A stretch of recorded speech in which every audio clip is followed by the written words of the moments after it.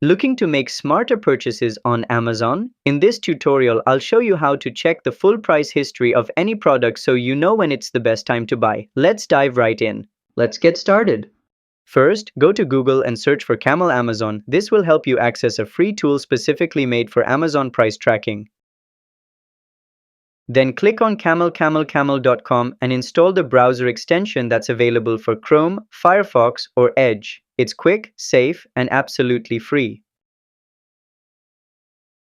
Now head over to Amazon.com and choose the product you want to track. Open the product page just like you normally would before buying. After that, go to your browser's extensions tab, click the CamelCamelCamel icon, and the price history chart will automatically appear for that product, showing past highs, lows, and even third-party prices. And that's how you check price history on Amazon USA using CamelCamelCamel. If this helped you save some cash, give it a like and subscribe to How to Tutor for more handy shopping tutorials. See you next time!